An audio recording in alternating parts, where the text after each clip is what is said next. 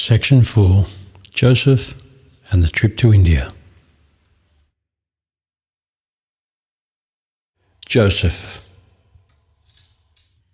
Then came the time when Joseph informed Mary that he had been told by his teacher he would not be here for too many years, and it was now time to introduce Jesus to the Essene Brotherhood. He must have been around 15 years of age. Joseph was also to acquaint John and James with Mary and get them started on the spiritual path. Joseph's teacher also told him to seek out, that is, to locate certain ones who would be the disciples and who would assist Jesus and Mary in his later days. James and John had become the wards of Joseph early in life, so through their growing years they were occasionally in contact with Joseph, and through that association had the benefit of his wisdom and were blessed by his light and understanding. Although Joseph was guardian, the boys, still young in years, were being raised by a good, kind, elderly woman. Joseph knew she was soon to depart from this world and was concerned about them. He consulted with Mary as to what was the wisest thing to do, whether to bring them to their home or whether to keep it strictly as a sanctified place for Jesus. They prayed over it and decided upon the latter.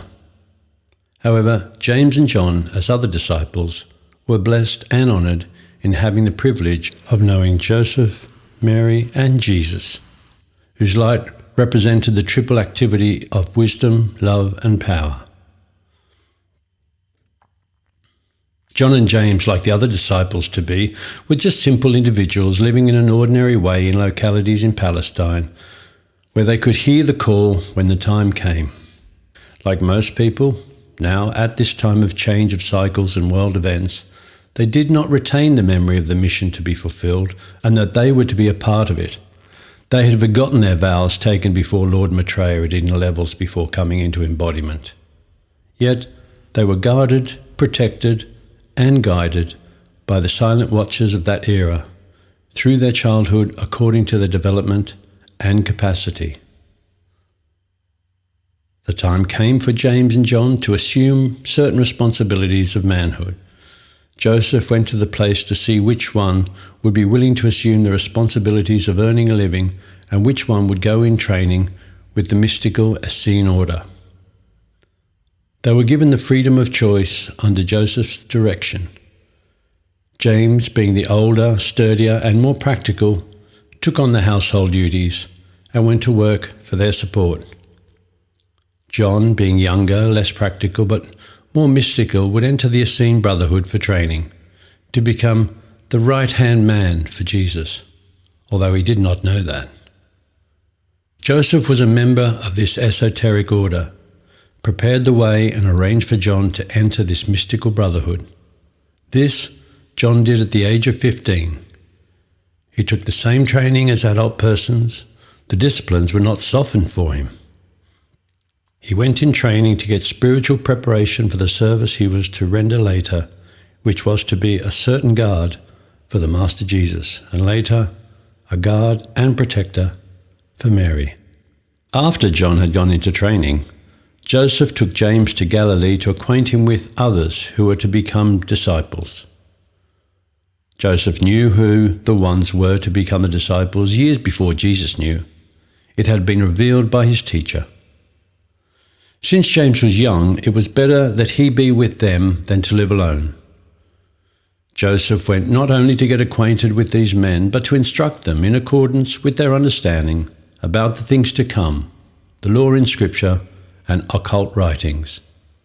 He sought out Peter and Andrew, got acquainted, and told them as much as he was permitted and that they could comprehend.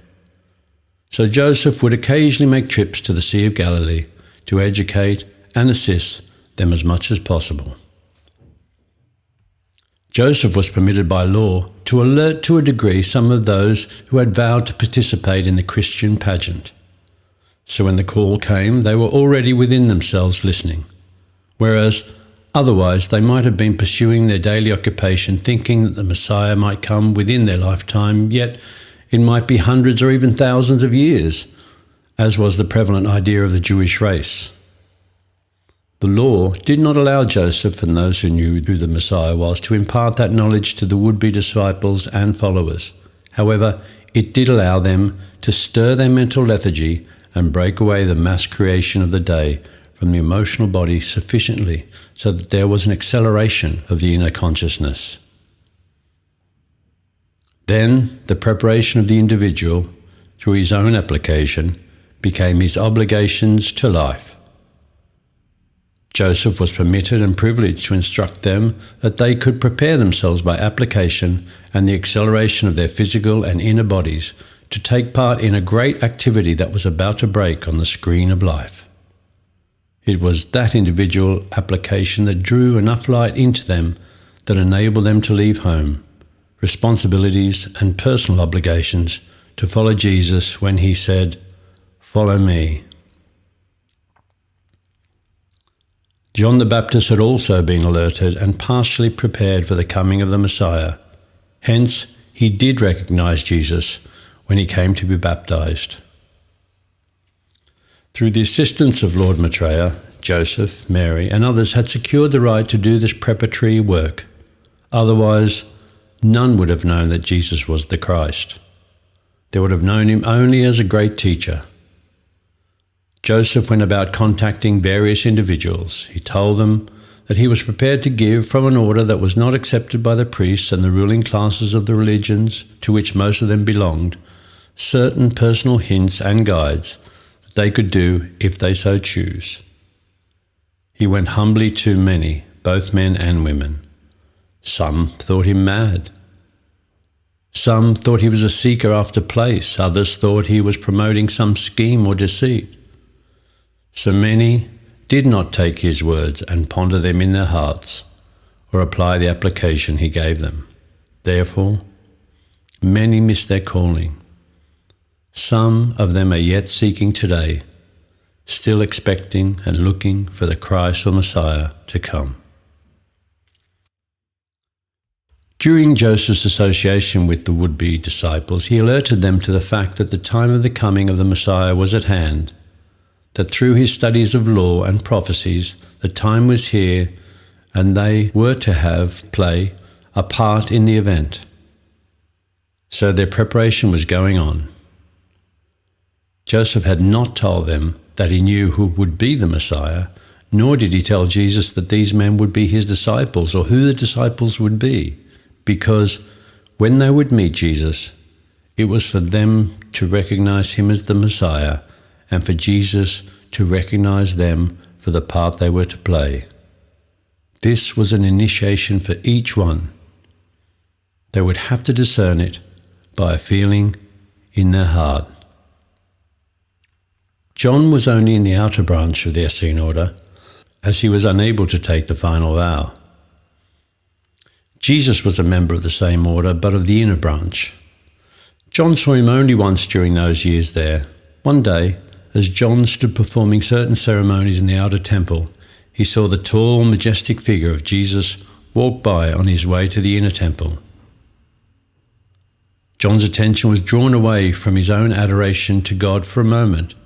He was much impressed with that figure and thought and felt deeply that there was a man who would be outstanding among all men, even though he did not know of the great part Jesus was to perform in the divine plan, or of the close association they would have with each other. The great beings guarding and guiding Mary and Jesus thought it wise that those who were to play a part in and help with his mission did not know of his secret development and maturing. Each was prepared in his own way. There was nothing glamorous about it to them then, and it did not seem mystical at all. John wondered why he was required to take initiations in peace, constancy, and strength, but he tried to obey his guardians and the light in his heart, developing as best he could. He thought he might enter the priesthood or perhaps come out into the outer world again and serve as a teacher. John was the only disciple that had this sort of training. Joseph discussed the would-be disciples with Mary. He told her what qualities she would find in each and to look for these. Later, Mary met them, and what Joseph had told her about them was of great help to her, as she had been one-pointed in consciousness on the perfection of Jesus' body and inner development. Mary was not engaged in other services except those of her household. She was dedicated to holding the divine concept for Jesus within her thoughts and feelings, and that was her only desire. She had to keep him protected so that no discord registered on his consciousness or connected with his feelings, because his body, mind and feelings had to remain pure in order to draw the cosmic currents which were necessary in his ministry once it began.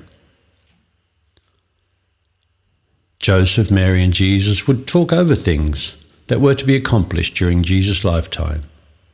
They would talk about ways and means that the message he was to leave to mankind could best be carried out and sustained as a workable law. Joseph really did the preliminary work required to establish the Christian movement. Joseph told Jesus of his master in India, who was to be Jesus' teacher also.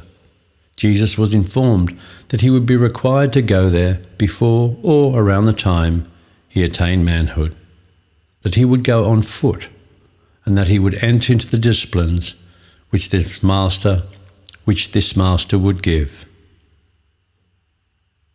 John was with the Essenes for some years. Then when he came out of the order, Joseph said to Mary he was going to take John to Capernaum to be with James and the others, and that would finish his work. Thus, Joseph's activity of preparation for Jesus' work was finished, and the call came for him to leave the earth plane. Since Joseph was aware of what the divine plan was, and knew his service on earth was completed, his passing was not sad.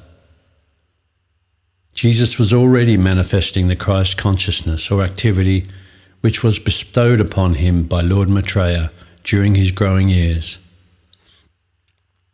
But Joseph in the outer world was the example of the Father to Jesus, and also a teacher until he had developed and was able to fully accept Lord Maitreya as his divine teacher, who was then a father to him.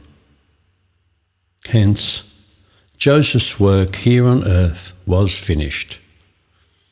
He suggested to Mary that after his passing she should go to Bethany to live, and it would be well to have their friends Elizabeth and her son John visit her. Jesus was to go to the Far East to find Joseph's teacher, the great divine director, in India. She should stay in Bethany where she would be with friends. Mary and Jesus were alone with Joseph when he passed on. This was a conscious action. It was then that Joseph took his vow for a happy passing, that he would someday assist each one of Earth's evolution to be able to consciously pass from the physical body into the next realm, the hereafter, in full control of the faculties and in dignity, happiness, joy, and peace, knowing that life was eternal. This is why Joseph, now the Ascended Master Saint Germain, is known as the patron of a happy passing. Thus anyone has the opportunity and privilege of making the call for all mankind's easy, peaceful, and happy passing. Jesus went to India. Soon after Joseph's parting from this world, Jesus did bid his mother farewell, having to leave her with only prayers for her protection during the years of his absence. Thus he started out his pilgrimage into the heart of Asia, following the promptings within his heart. He has said that to leave his mother then was one of the most difficult experiences. He was now approaching manhood. Jesus went all the way to India on foot alone, across mountains and plains. He spent some time in Arabia, Persia, and Tibet. Then he went to the retreat in India where the divine director was the teacher, to receive further instruction. This master was an ascended being, but Jesus did not know it. Mary went to Bethany to live for a time. She stayed with Mary and Martha.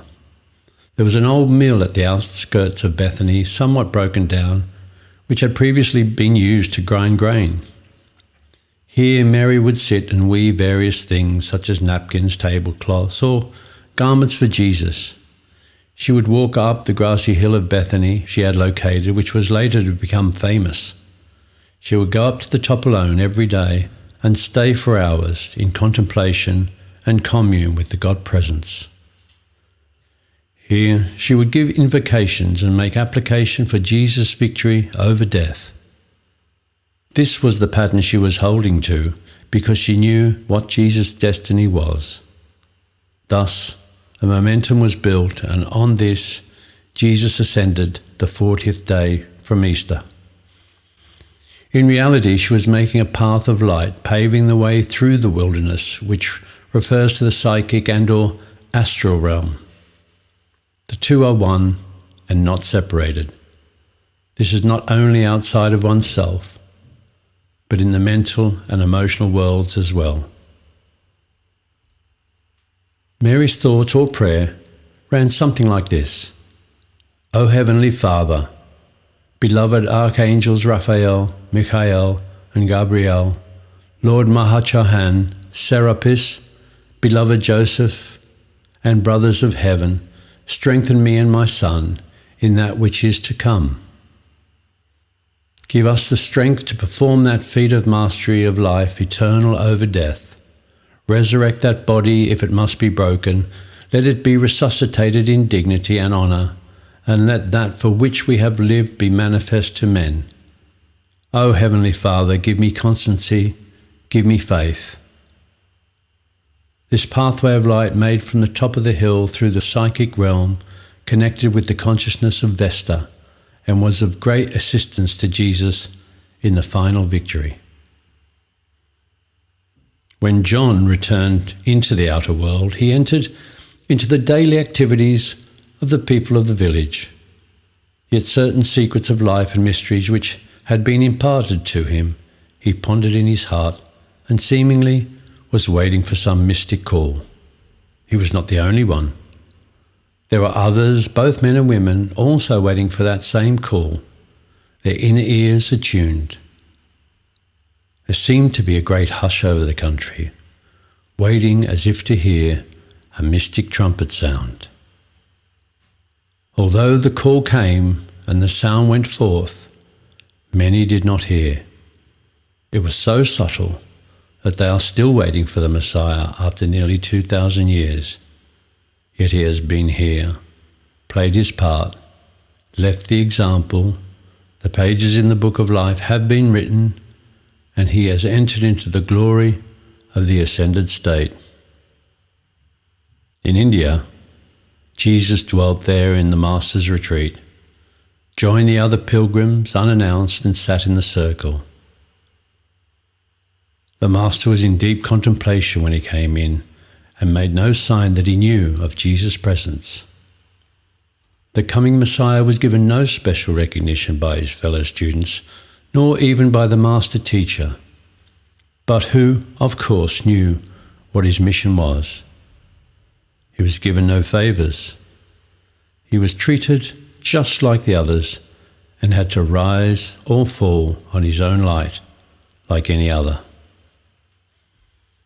There they were taught the power of mental concentration upon the affirmation of mantram, as he called it, given them to use. They were expected to draw the truth of that mantram through the energies of their own force fields or auras until it was visible to the teacher. They had to manifest that before they were given another. These mantrams, which contained a portion of the law, were given very sparingly, and the only means to forward their progress was to externalize the truth in or of it. There was no favoritism showed anyone. An important lesson which was passed from his teacher's consciousness to those gathered around him was that a mantram or decree only had efficacy when the consciousness within itself understood the truth affirmed and in the feeling fully accepted it. Some worked on the phrase "I am that I am" for 30 or 40 years, and some on "I am the resurrection and the life" for an entire embodiment. In the outer world, so many people just devour truths, but do not digest them, or very little, and do not make them their own. They little realize the reverence of the great teachers, masters, and sages have for life. They have much to learn about the disciplines in the retreats, which are necessary and which accompany the development of consciousness. There, Jesus learned to know his own individualized presence of God, the I Am presence, whom he later referred to as Father, since the Lord did not permit at that time to openly use the term I Am presence. However, he did impart that knowledge to some persons privately later. From this master, he learned the action and power of the words I am, which are a signal to intelligent life to create. An individual gets the attention of life whenever he thinks, feels, speaks, or writes the words I am, not only from within himself, but from life around him as well. When he says or declares I am, the universal God presence which is focalized is ready to manifest a given purpose, subject of course to the free will of that one. Jesus was shown that when the words were used, audibly or silently, like came to attention. Then immediately life obeyed the statement, decree or fiat, with the creative words I am. Then, as he began to use constructive statements preceded by the words I am, he felt and enjoyed the buoyant uplift. The words I am should always be followed by a positive and constructive statement. These statements of power must be made with feeling and conscious thought, not just a repetition of words, as is the tendency of man. Usually, in the attempts at redemption and resurrection, the affirmations and decrees would be more efficacious if the student pondered over the truth that the words I am cause life to obey instantly and thus manifest that which is affirmed, whatever the speaker has indicated. Jesus received vital instruction from his teacher and certain currents and affirmations or mantras which were required to set him free. This was all in preparation for his mission, and shortly before he fully knew what was there stood before him this statement, I am, the presence that never fails or makes a mistake. The use of this statement helps expand the flame in the heart and helps draw the luminous presence of the Christ self around one's outer self. It was a sustaining power to Jesus, which enabled him to become the resurrection and the life of perfection. Then one day he was given by the Master the statement, I am the resurrection and the life. This he received through his inner perception or consciousness. Jesus felt privileged and honored to receive some workable knowledge to make his own. Not lightly did he take it, but eagerly and joyously, and applied the phrase. Having received the understanding of the I Am presence, then, as he called its wisdom into action, within 48 hours all of his mission was revealed to him and how he was to fulfill it. Thus he decided in what way to leave the example for mankind. Having accomplished the purpose of his visit, he started for home. He left with no farewell, and the others did not know he had gone. The Master gave him no recognition. As he walked across the sand of the desert and over the rocky hills, all the way back home he rejoiced in having received the phrase. From time on, he constantly used the statement, I am the resurrection and the life, and followed that with, of my divine plan made manifest, all with of perfection. Like other statements which have come down through the centuries, a statement, I am the resurrection and the life, is not complete. It should be followed with a constructive or positive statement, as it is a power, and it can resurrect unpleasant experiences of the past, memories of discordant contacts with other human beings and conditions. A good statement to use is, I am the resurrection and the life of all the glory and the good which I knew with the Father God, or in the Son, before this world was. His teacher had given him the action of the resurrection flame, which is an action of the sacred fire. The use of this quickened the vibratory action of his mental, emotional, etheric and physical bodies, thereby throwing off the vibratory action of earth, which enabled his vibration to connect with the ever-presence of God. Thus he was enabled to become the Christ. Out of this was built his ministry, which even today is an example that is not necessarily the amount of knowledge, but the application of that given which brings result. Jesus has said that he felt the constant use of this statement, I am the resurrection and the life, was the ultimate success of his ministry. How happy he was when he returned from India and walked up the path to the house and again held his mother in a fond embrace. Then he spent a short time with her before he earnestly began his ministry. They had a sweet time together in their association. In the evenings they removed the sandals from their feet and felt the dew on the grass as they sat together, ate unleavened bread, and had some fresh, cool water from the well. Upon returning from his training in India, after having received certain understanding, he was the Christ. It was not necessary for him to speak or say so. The people knew it, and John the Baptist later recognized and proclaimed it. All during his life up to this point, he was Jesus the man. When he became Christed, he became Jesus the Christ. To express the Christ is to allow the God principle to flow freely from the Godhead through the outer self. This action is not one's outer consciousness. Jesus and Mary now prepared for the time of his ministry. They talked over the various points which his ministry would bring out, even such things as mastery over death, the resurrection of the body, and proving the immortality of life, to show that man, through his own consciousness, had that same power. One of his first statements was, I am that light. All that light I am. Through the assistance of the divine director, the glories of the light of the presence had been revealed to him. He also used the statement which was not recorded, I am the fullness of that great light.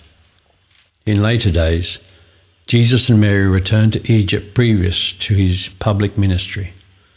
They returned to the temple where Jesus first received training as a small child. 3 years they spent at the Luxor retreat. They were given much assistance by Serapis Bey, head of the Luxor Brotherhood. During this time they both mastered and passed the final initiation of the retreat, which was one of the particular interests of the Brotherhood.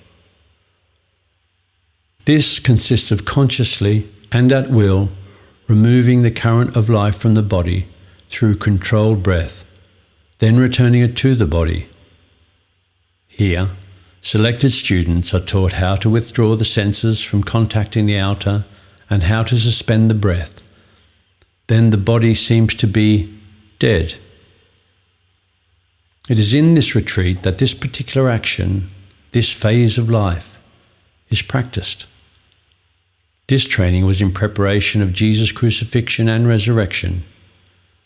Jesus and Mary were so close, and Mary took the initiation so that she would be wholly familiar with it at the time of his experience on the cross, so their consciousness would be one at that time, in that way, be of greater assistance to him. However, to take that initiation in a retreat, which is completely secluded and where everything is harmonious, is much easier and quite different from doing it publicly among a mass of confused, curious, uncomprehending, vicious minds and rampant feelings. In the retreat, one is surrounded by trained, conscious and experienced masters. These masters had successfully suspended the breath and withdrawn the consciousness from the body, then had gone through 3 days of entombment, after which they directed the consciousness within it and removed the seal of the stone cover of the sarcophagus and rose out of it. All who have gone through this experience know there is no death. This is deeply recorded in their etheric bodies and powerfully charged into their feelings. Man's consciousness was such that unless the crucifixion was actually done by someone of them, they would not have believed that the resurrection really occurred, but that it was performed through trickery or hypnosis. It was a little while before he sought out the men who were to be his disciples, those Joseph had prepared. Then he soon found them, and they came home with him. It was then that Mother Mary first met them, although she was familiar with their nature from what Joseph had told her.